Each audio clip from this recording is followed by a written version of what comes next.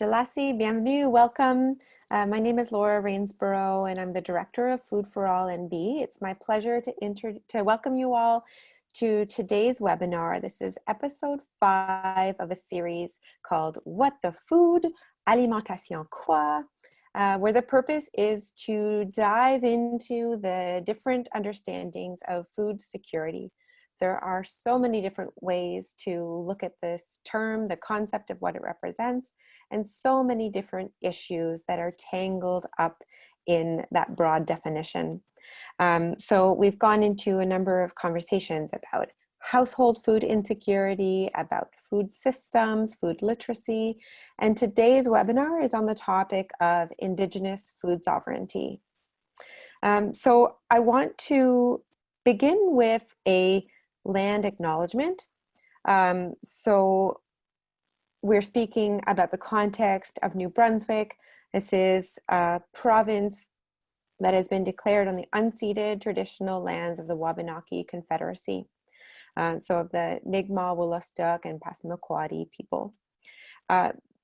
It's governed by the treaties of peace and friendship. So this is a land acknowledgement, but there's also a relationship acknowledgement. This is also an acknowledgement of people, of culture, of food. And I think that through food there's so much power. This is part of the reason why I do my work through food and with food and for food, is because it is deeply social, deeply cultural, and through that there's a lot of power. But we're also holding this webinar in the midst of a broader public conversation about anti-racism, about anti-colonialism, and about anti-oppression in general. And so I want to acknowledge that a topic like Indigenous food sovereignty is deeply embedded within those struggles, and that food, while it has power to be able to be shared among and lift one another up, that food also has power to be a tool of oppression, and that I hope that we can engage in a lot of those conversations in a really constructive and positive way.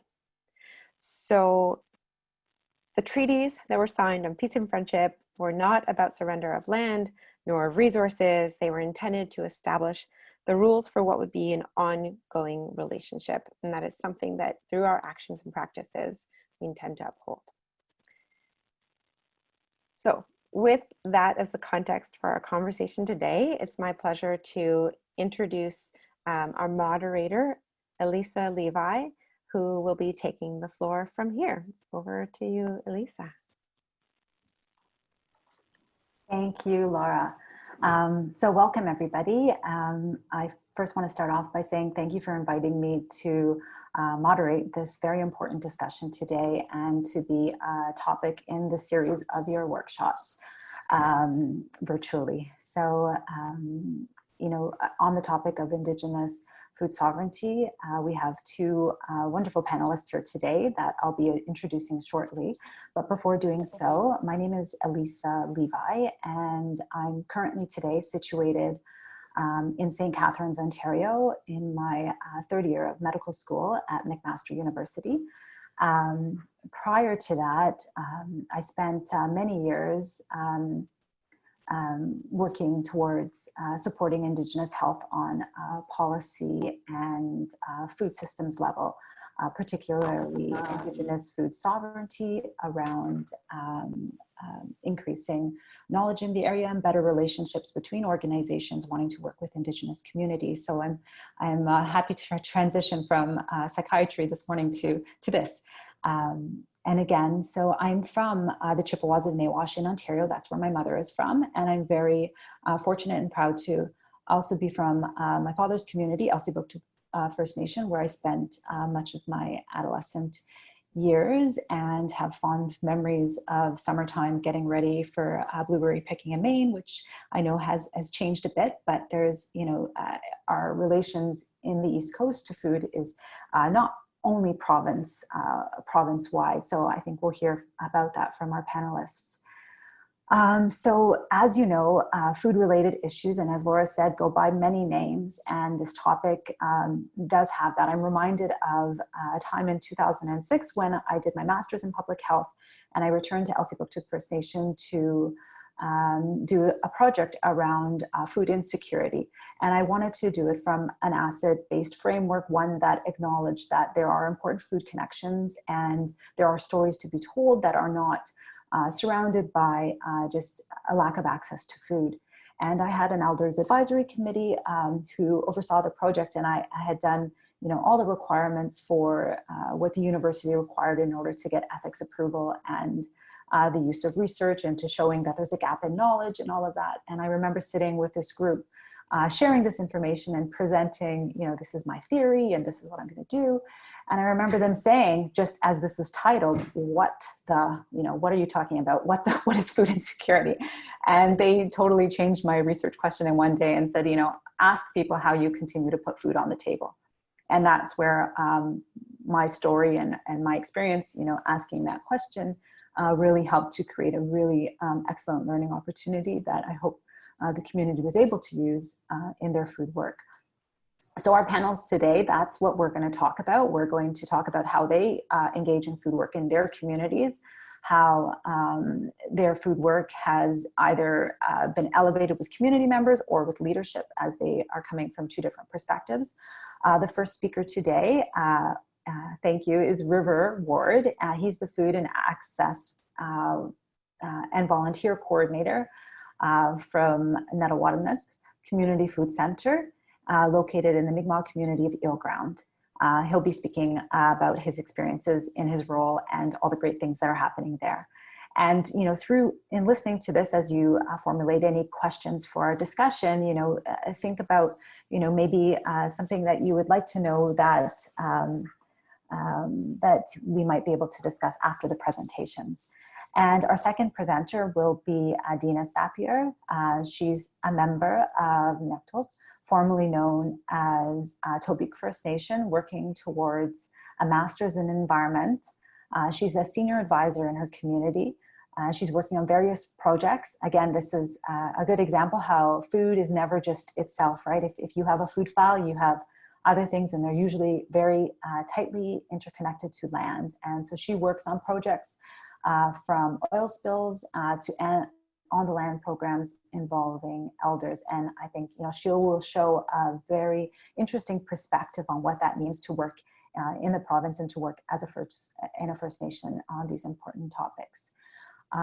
So just before I start, just for some context too, for Indigenous peoples, we talk about definitions around certain issues. I know that the issues of food security are tied to land, natural resources, the environment, as well as traditional cultural relationships, and some of which have changed over the years. There's this reestablishment of a resurgence of food work, and it is very wonderful to see. There's, guiding principles when we think about Indigenous food sovereignty. I always like to draw on BC and the work of John Morrison. When we think about Indigenous food sovereignty, there's a few principles. The recognition that food is sacred, that there is participation in food systems. It's an active area of work, that it respects the self-determination of Indigenous peoples, and those, it's not one homogeneous thing, right? And that there is supportive legislation and policy to support Indigenous food work, one that when we think about Canada, the rights of Indigenous peoples. So I'm going to pass it on to River. Thank you.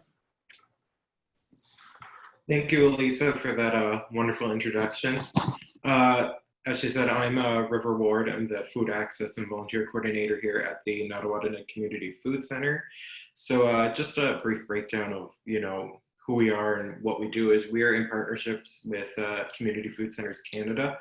So just to explain everything we do, like, for example, we help people, have access to good food, healthy food. We have cooking classes. We share these with our community and with anyone who comes into our center, and we really want to advocate for good food for all. So that's always been a part of our policies here. And I'm very honored to be a part of this. I'm happy to share with everyone who's watching and participating.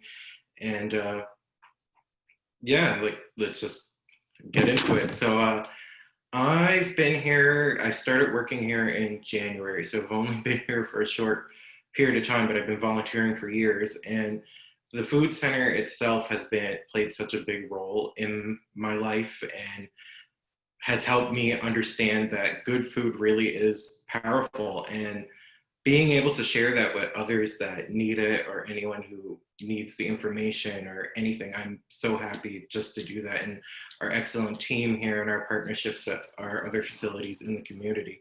So like this policy we have adapts so well to Indigenous culture, because as Indigenous people, we want to share, we want to, spread our knowledge as far as we can with anyone we come into contact with. And this space we have here helps people have that, and helps them, come somewhere where they're comfortable. And we strive to continue to, keep everybody involved and have everyone here together with us and enjoy meals, and, in a space that's judgment free and accepting, and, just all around spread love and the power of food with one another. And, recently with the COVID-19 pandemic, it's been hard to have as much interactions as we used to, because there was so much programming going on, like drop-in meals, beading classes, cooking classes, our Good Food Bank, our many, many other programs that we have going here. We're so much, person-to-person interaction. So anyone who came here never felt isolated, always felt there was some sort of involvement, no matter what. Their opinions matter to us, and their thoughts and ideas and everything. We like, bring that into what we do here. And, having everyone not around is kind of strange. It's hard not having people here and those interactions. It made it difficult at first, but as a community, we came together, and we were like, how can we still come together when we're not allowed? How can we do this? So when all of this began in March, we started planning with the Natoaganeg school and the O'Ground Health Center, and our band staff and everyone, and we came together and were able to figure out how we can do this. So some of the things we did over this time was we would distribute 105 good food bank hampers, even more than that sometimes, to make sure everybody was, well fed and they had all the necessities they needed. And mind you, like, all our hampers, we provide, the best quality of food. We make sure everybody has, fresh produce, their protein, and anything else they would need as it follows with our policies. And it was just so surreal seeing how all these programs came together, with the school doing their breakfast and lunch program, and our health center distributing our elders good food hampers as well to elders and community. We gave no chance for anyone to feel isolated or alone. We wanted them to know, like, we're here, we're going to help you no matter what, and that, good food really is empowering, and how we wanted to change almost, how, because food insecurity is such a broad and tough word for me. And I find, using food as power, which is even in our, good food rules, it brings us together, right? And even though we can't come together, no matter what, it'll find a way to bring us together. And having all these excellent programs that have been going on since COVID began has been just, like, I keep using excellent because there's just, like, it's so hard to describe how well that's been going, and how happy everyone is, and how good I feel alone just knowing that everybody is well fed and taken care of. And we made sure that anyone in any area, wherever you are, in life, or wherever you may struggle, if you don't struggle, that we will provide no matter what, and make sure that we're always there to back anyone who struggles with any sort of food security or insecurity, right? And it's just it's just so, like, amazing. Like, it's just being a part of this and being a part of like a group of people with such like minds and such strong beliefs in this has been so excellent, even for myself. You know, I grew up here in Natoaganeg community, and it was a struggle when I was younger, right? Like we struggled with food insecurity ourselves, and I never really understood it. I never understood why why are we hungry today, or why do we have to, make this spread out for as long as we can. And it was something I never understood until I started volunteering here at this community food center. And it's just excellent that I was able to learn and grow while helping others do the same thing. And as Indigenous people, that is something we always have done. We're knowledge keepers, and we want to share that knowledge with everyone that we wanted to do that with. And it's just something I've always been proud of to be a part of. And so many people are happy with what we're doing, and it feels good, right? And with so many Indigenous people and community here just coming and wanting to be a part, we have so many excellent volunteers who want to help us as much as they can. And it's just, I'm just overwhelmed, right? Like it's just being able to talk about this is so honoring, right? And having our excellent team up, like they're upstairs watching this now, so it's like really nice knowing that they're a part of this too, and they've helped me grow with all of this. And like our love and passion for our community is so strong, and that comes from our people and what we always want to do is share that with everybody, share our knowledge. So it's always just a strong thing for me. And we wanted to make sure anyone who we were delivering to, because there's there's people who can be isolated, some are quarantined alone, or even if they're in groups, it's hard not having that interaction. So when we would even go and deliver our good food bank hampers or Meals on Wheels to our elders, we could still talk at a social distancing and, let them know like anything you need, we're here. Like sometimes they'd even say like, oh, can you pass a message to so-and-so? And we do that for them, right? Because it was so easy to carry that around. And it's just been so excellent getting closer with the community and how many people I got to meet and so many connections I got to make, like with all of you. Like I got to make this wonderful connection and get to meet all of you. And I'm just really honored for that. So thank you.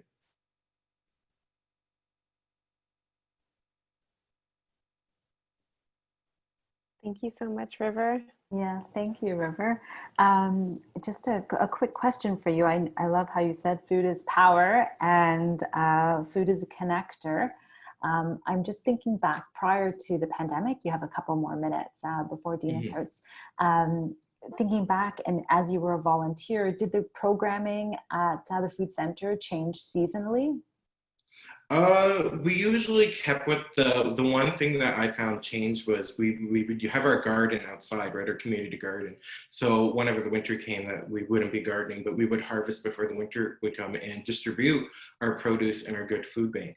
So that's one program I find that does change seasonally, but our drop-in meals we're always 2 days a week, every single week. We had our Red Seal chef come in and cook, and our community, we'd have from 30 to 60 people, depending on the meal, right? And some people are busy, right? Like on those days, and we wanted to make sure that everyone was able to come and enjoy meals together and have a place where they could talk, and where we had youth, elders, and everyone in all spectrums like engaging with one another in this one space. And our beading classes was just starting. I think we were in the 5th class, which we have done before. So that's something that I'd say would change seasonally as well. But then the pandemic began and we had to kind of stop those. And our health center kind of took on that and had our beater do virtual classes, which is what we've been doing with our cooking classes, because we used to have those, I'd say, bi-weekly beforehand. And now with not being able to have people in, we do it virtually through our Facebook page and live streams. And we have weekly prizes for them, and any of the stuff they need for the recipe, and that they could just come get it here, right? We had it in our good food bank and our good food market and everything, so everyone was able to come pick stuff up will necessarily be drop it off to them, right? And they'd be able to participate in the class and cook from home. So majority of our programming is very embedded, and we keep most of it except for the ones that do require to be done seasonally. So that's great. It shows how having the food center situated in the community, you were well mobilized to act when the pandemic had effect with policies around movement and stuff. So that's great. Before turning it over to Deana, Laura just has to give a little bit of a technical information. Yes, thank you. So, excuse me, we'll be sharing slides on behalf of Deana, and there is an English version of the slides and there is a French version of the slides. So I'd like to make sure that people have the option to view the slides in the language of their preference, whether it's English or French. And so I will be sharing on the screen now the French language slides. Move this slightly. And then there's also an option so you'll be seeing the French language slides, but at the top when it says screen sharing, there's also a tab that says view options. And from there, you can choose to view the other slides in English. So actually, maybe to benefit, so Deana, if you want to switch and view them in the language of your choice, whether it be English or French, then that's a good start for us. I believe they should be up now.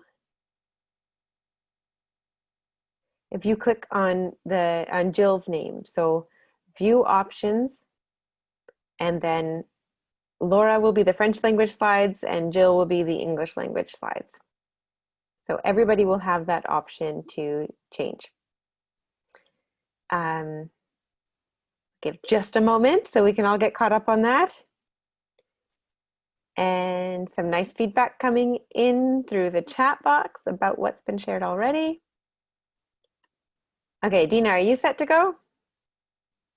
Great, I'll make sure you're unmuted and hand you the mic. There you go. All right, hello everyone.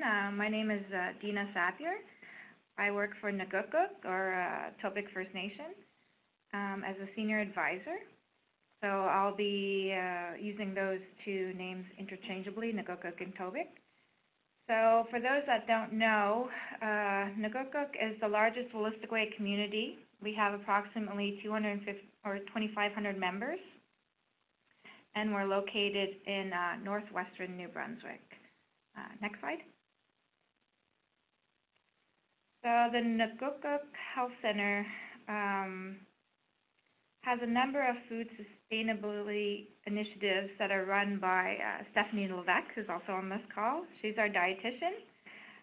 She has programs that focus on long-term health and food sustainability with the help of other staff members. And some of those programs include preserving classes. So typically twice a year, they'll go out, and as part of that, they'll do a field trip. So one week they may go and pick strawberries, and then the next week they would preserve those strawberries with community members.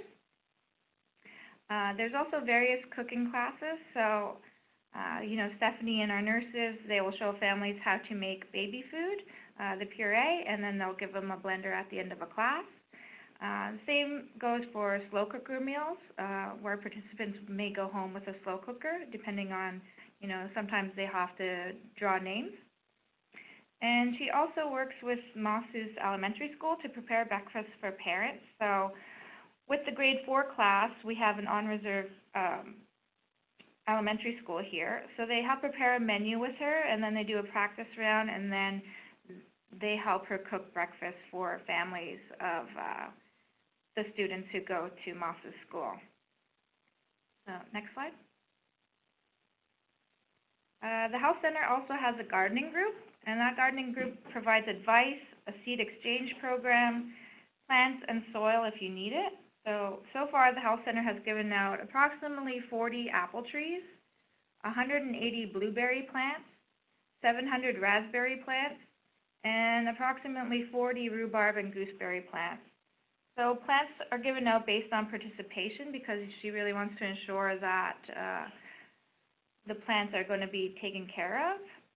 So that's why if you participate in the gardening program, then you're eligible to get some of these plants. And many members also order additional plants because they're ordered in bulk and the health center absorbs the shipping costs, so it's a lot cheaper than going to, say, a nursery. And then the health center also has a gardening contest that's done yearly. So next slide. We also have a community food smart program, or we call it Fresh for Less. That's been going on for about 3 years now, and it's recently moved from the bingo hall, or from the health center to the bingo hall to increase space during the pandemic. It relies on volunteers to help pack and deliver the bags, and it now occurs twice a month. So 1 bag per month is now given out for free. They order 450 bags, so there's about 405 on reserve homes, and then the extra are for those who may live off reserve close by. And that's possible with different funders within our community, like Education, Child and Family Services, and the health center themselves. Next slide. So we also have an organization called Holistic Education. It's headed by Sky Purley. It's an educational-based organization in Nouveau-Brunswick, and they have summer camps and after-school programs such as coding. But they also have a learning garden, and it's located adjacent to the school. And with this garden, they help teach our youth how to garden, recycle, compost, and they also do some cooking classes. And last year, they even cooked a feast. So they use a lot of what they produce from their own garden and cooked and served to our elders. Next slide. And we've had a community food bank for a number of years. This is headed by Suzanne Sappier out of our social department. And so when the COVID really started ramping up in March, there was a lot of concern. We had a directors meeting, and so there was concern that flour and canned goods would be hard to obtain for those on fixed income. So our administration and our directors took a proactive approach to make a bulk order from suppliers such as Cisco. And they also purchased more freezers and moved the food bank again to the bingo hall for space. And then in March and April, some of our staff who really couldn't work from home during the pandemic were redirected as part of the food security team. So we made a list of elders in our community, and daily calls were made to those elders to check on them if they wanted, and also to see if they wanted any groceries picked up or if they needed supplies from our food bank. And that's because a lot of our elders were concerned about going out of their homes. Many of our elders have underlying health conditions, so they really didn't want to leave. So that worked out quite well.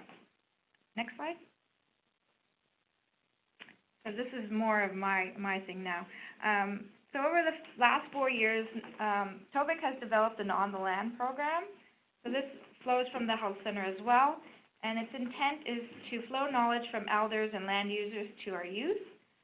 So we have completed a number of activities over the last few years, and that's things from fishing, both in the summer and in the winter. So they've done a few ice fishing events, and there's a picture of one of our members ice fishing, one of our youth. They also do fiddlehead gathering, medicine walks, moose hunts, and we've also hosted firearm safety courses for our youth and for just our general membership. We're also in the process of building a butcher shop in our community, and that's based on a lot of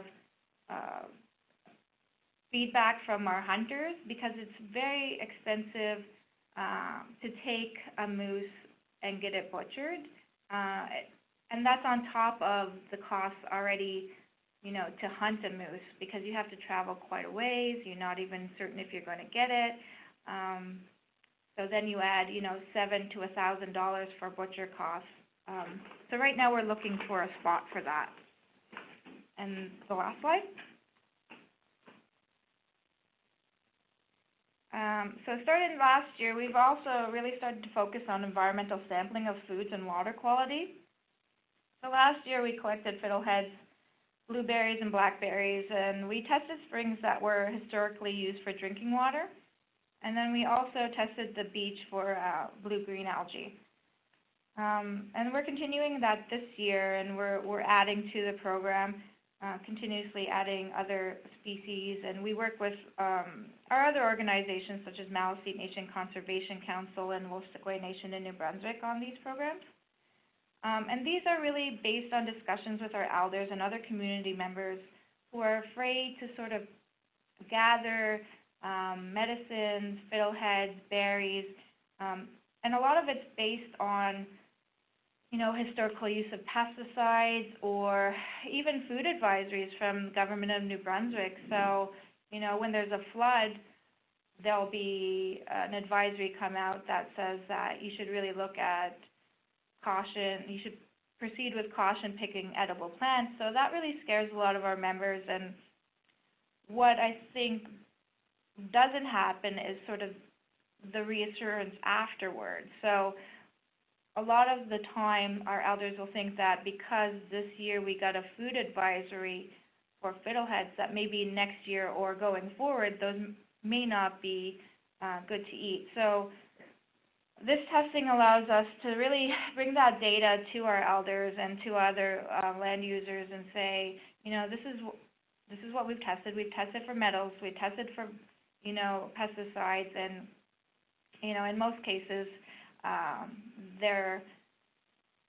we haven't had any issues yet, except for with the springs, and so that really gives them reassurance in eating what they're gathering on the land. And yeah, that's basically all I have. I guess I just want to say that in Tobique, we really want to be in charge of our own food security, and we really want to encourage traditional food consumption within our members. Deana, I was wondering, is there a coordinated strategy for all the food work that's happening in the community? Initially, there wasn't. But I've been talking a lot with a consultant who's done work for Wolastoqey Nation in New Brunswick as well, so that's for all 6 Maliseet communities. And so they're putting together a database, we're contributing to that database, and then we pull from that database as well. And it's really, she's a risk assessor, so we're really making sure that people are aware. They did a big moose study. There was a lot of concern about glyphosate in moose, and so she was involved in that, and we're pulling some of that data and going to add to it this year, I guess. So something quite new. Yeah, there's a lot of complex work that you're engaged in right now, but all for increasing food security in your community from the perspective that's and the knowledge of members of your community as well. So I think we can open it up for questions, and as mentioned, you're able to type the questions in the chat box, or I'm not sure in the past, Laura, if we've opened it up for people to unmute themselves as well to ask questions. What works? Yeah, we have done that in the past. I think we can, Jill or Jasmine, if you can take a quick minute to allow people to unmute themselves, and I'd like, you know, people can voice questions themselves. And to kick things off, I have a question, if I may. So I'd love to hear, I mean, it's so interesting to hear with Deana's sharing that in Tobique First Nation, they're looking at opening up a butcher shop. And I know that with Natoaganeg, where River is working, that there is a very active butcher shop. I've seen the open freezer door with all of the moose meat that's been offered up there in the community freezer at the food center. River, do you have any advice to share from how that works at Natoaganeg? Yeah, so we work with Ernie Ward, who actually just opened his own meat shop just down the street from here. so he's our local hunter and gatherer, and so he would go and he would get us traditional moose meat and hunt during certain times of the years and provide us with that. And we, but it, you know, as you said, our walk-in freezer was filled with that. So we were able to make that connection, right? We're such a small community where we're able to find those people who can do that. And my advice would be, if you plan on doing it, you know, find your community members with the knowledge of, you know, hunting and, you know, preparing the meat and how, you know, every bit of knowledge they have on it, and start partnering up with them, right? Because, you know, they're the best people to teach not only yourself, but anyone that you have come into the community. I know we've had a workshop before with him where he's taught a group of people on how he does so. So it was good having, you know, those connections and keeping them strong in that with, you know, members of the community. He's just our neighbor down the street over there with his meat shop that he has now, that it's very successful, and we're very proud of him, and we're happy to support him and share any knowledge we have. And the only other advice I have is, if you get a walk-in freezer, make sure someone's there to hold the door open, because I've gotten trapped in there a few times. Thank you.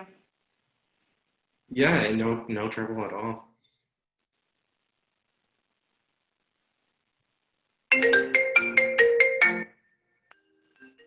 Could I ask a question? Yes, go ahead. I was so interested in River's presentation, and I would like a little more history about, you know, how the changes came about in his community. You know, it sounded like when you were young, it was one way, and now you're seeing everything different. How did that happen? Yeah, so I grew up and we did have a bit of struggle with food security. So, you know, there wasn't many resources. We did have a good food bank, but that was in our band office. So it was quite small, but you know, we're still grateful to have that. And then we didn't really know much about it. My parents kind of, there was almost like they were scared to use it then, and they realized that after a while, when they were wanting to use it, that food is, as I said before, is power, right? And as I began to grow, my parents began to teach me like how, instead of being, you know, ashamed to use anything like that, or being, you know, scared or worried in that, you know, this apple can do so much for you, and wherever it comes from, you know, it's powerful, it's worth it, it's, you know, great to have, just for, you know, above all, obviously my health, but for my, you know, my mind as well. I felt so empowered just by receiving that. And then when the food center began, I immediately wanted to volunteer.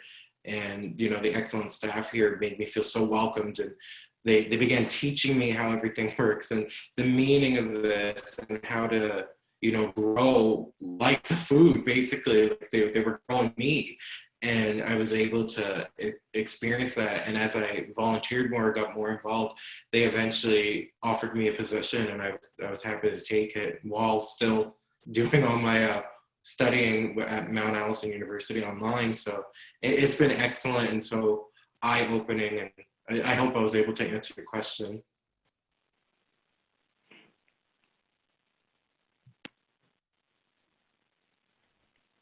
Are there any other questions from people who have participated today?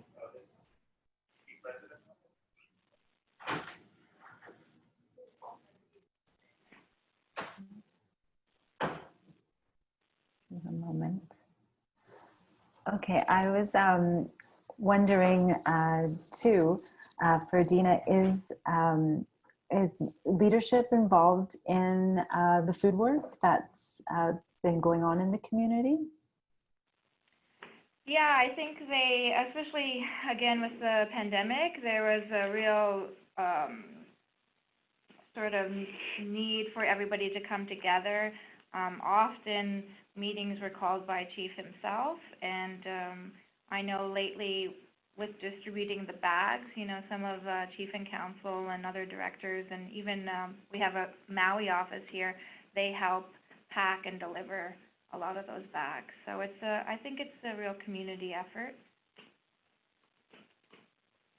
Yeah, that's interesting to see, right? It's that food is connection, food is power that River was talking about.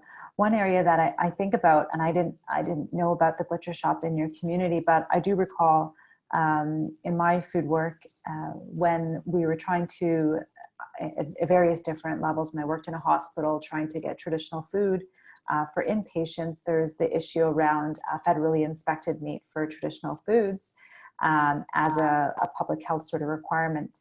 And I think that, you know, really investing in community food skills to also meet public health, you know, have that federally inspected option there opens up the opportunity to have food in or traditional and land-based foods, along with the risk assessment stuff you were mentioning, Deana, that it opens that opportunity up to put food in schools and teach about foods as well. So I think that's really great. Do you know if there are any plans, River, to like do communities reach out to you from other regions in New Brunswick about how the community food center works? Yeah, our manager would probably know a bit more about that, but she has had people, we've even had visitors come for tours because they kind of wanted to get an idea of what our community food center is like, right? Because compared to what it was before, when it was just there was a food bank in a little closet, and they would give out things like craft dinner or something like that, and then it eventually transitioned to where they started getting partnerships with different programs and eventually worked their way to where we're at now, where our policy with community food centers is like, you know, we only give out good food, you know, compared to, you know, a box of craft dinner compared to, you know, like whole grain pasta. So we wanted to share that with anyone who wanted to know how it's done. And, you know, I'm not going to say it's super easy where it's a phone call to do something like this. Like, you know, it was quite a long process to get to where we are right now. But like, as I said before, with the excellent team and managers and, you know, all our leaders in community that help get us to where we are, like we're happy to share knowledge and how we've gotten to where we are now. And it's just excellent to see the growth. So we have had quite a few reach out.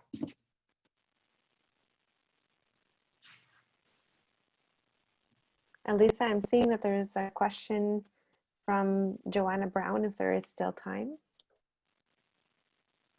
Oh, you're muted, Elisa. Yes, Okay. Joanna. Yes. Okay, great, thanks. Deana, really is a question for you around the programs where you go out and harvest fiddleheads and fishing. I'm curious if the intention around those programs is focused on education, or if there is a component of like harvest for obviously for consumption at that point, but harvest for processing for consumption later, or if that's kind of a goal to get to. I just know I do some work here in my gardens and how much time that effort is, but how beautiful it is to have those fresh fiddleheads in the winter. So I'm curious kind of how that cycle works. Yeah, I mean, I think it's a bit of both. Definitely, I know our education department is looking at land-based learning and looking at different metrics for learning in that aspect. But also, it's making sure that our youth are connected to our culture and traditions, and making sure that they know how to harvest when they become of age by themselves, how they can provide for their families and for our elders in our community these traditional foods.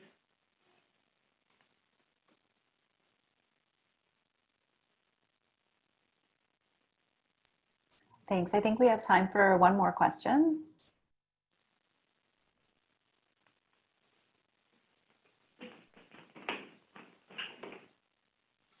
I have a question. Okay. I'm just wondering about the future and where you, I know you, I think Deana mentioned the butcher shop or the butchering place that they wanted to build, but are there other future ideas or future plans that you have in mind, or where, you know, what's your vision for the future? Is this for me? Sorry, I'm not sure who Yeah, it's for. or for both of you, actually. Well, with us, I know in my role, and Stephanie could speak up if she's doing anything health center-wise, we really want to promote community-based monitoring, and that has a lot of connection to food because we are the people of the holistic. We are the people of the river, and so we really want to make sure that this river is in good environmental condition because that's where we harvest our fish, that's where we harvest fiddleheads and other medicines along the river. So we're really pushing in a lot of aspects and working with different organizations and government on promoting, not just within Tobique, but as a holistic way in general, being part of and leading community-based monitoring and, state of the environment reports. That's where I kind of see our future going. For us, I see like our future is so broad because new programs are coming all the time and so many new opportunities. So I would like to say we're a place that's like forever growing. You know, we're just like our garden. We're gonna continue to grow and have so many more excellent programs in the future. Like we want to have like dietitians come in, which we've already had in before, but like, they want to do more programming with youth, and there's just, it's so broad and it's so hard to like narrow it down to one thing for the future to grow, because it's just, as I said, forever growing. Our whole team is always ready to go and try new things and really get out there and spread the word. Like we're even, like we always tease around and we say we're even outgrowing our space now, so it's just excellent.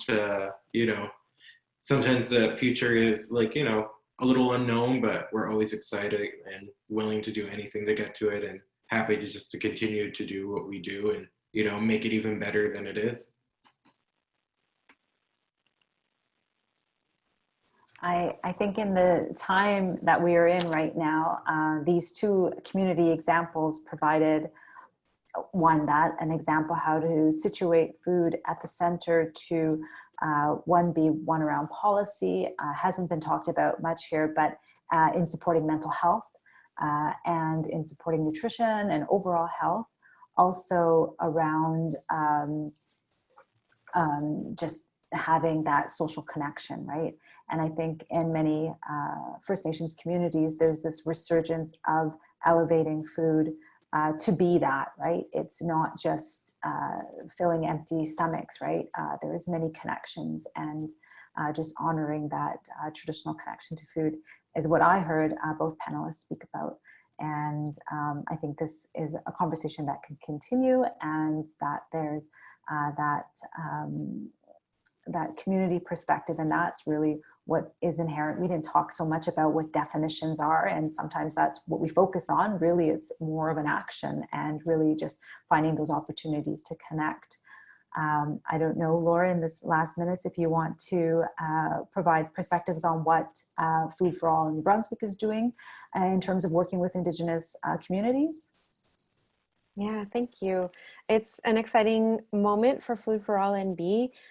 It was a little while ago that we set a strategic direction of supporting Indigenous food sovereignty, of moving more intentionally into that space.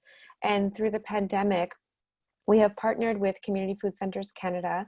Thanks to a donation from the Sprott Foundation, this week we've let health directors and band councils know that there is new funding available to support both emergency food aid through the pandemic, but it can also be used for activities that support longer term development of food sovereignty among First Nations communities in New Brunswick. So for anybody who's participating today from one of the First Nations communities in New Brunswick, connect with your health director or the chief and council to drum up some great ideas about how that funding can be used. We're eager to spend that soon. But this is also, we have Stephanie Levesque, who's participating today on the call. She's the point person to distribute those funds. And there's also Madison Gervin, who's just joined the team, who will be paying attention to that funding and how it's distributed to help better support the resources and the connections among communities and the initiatives that they're working on. So we want to see that the initiatives get supported, that there's nice peer support from one community to the next, and that the resources to be able to do this work are made known. So, so that has all just been launched this week, which we're very excited about. While I have the microphone, I'm gonna invite that all participants today fill out a survey on today's webinar so that we can learn from today's webinar and make the next ones learn from this. So Jill has just put that in the chat box. Thank you, Jill. And may I'll thank Elisa for moderating today. I'll thank Deana and River for speaking, sharing your stories. I know Elisa has so much to add into this conversation as well, and as moderator, you don't get quite the same chance to share. But may I invite some kind of closing thoughts, Elisa, on the concept of food sovereignty. We did another webinar that was about food sovereignty from the perspective of La Via Campesina. And the movement of peasant farmers to be sovereign over our food supply. And so we called into question some of the ideas of what food sovereignty means in contrast to food security, what that nuance is. I wonder, how might you tie up some closing thoughts, no pressure, on what the term Indigenous food sovereignty means to you? I like when things come full circle. So I think I would just start from where I started at the beginning of this webinar. And it's really, and I think what the both panelists have illustrated is that it is action-based, right? When we think about Canada, I know we sometimes don't want to situate ourselves as Indigenous peoples within the confines of Canada, but when we think about the policies that impacted our communities and continue to impact our communities, many of them do address food, right?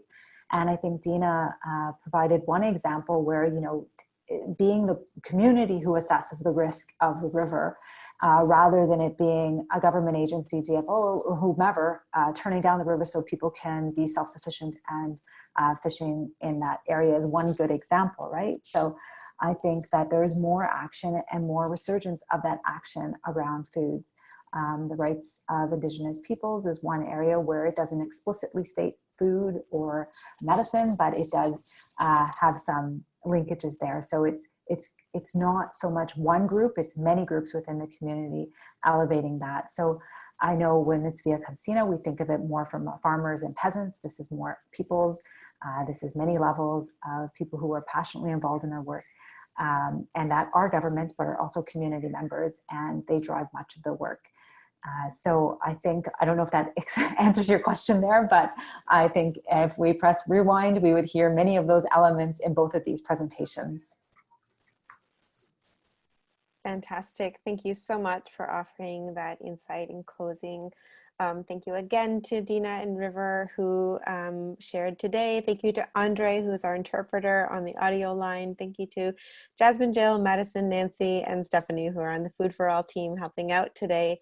And thanks, of course, to all of the participants who've joined in. This recording is going to be shared on our website and emailed out to all participants today.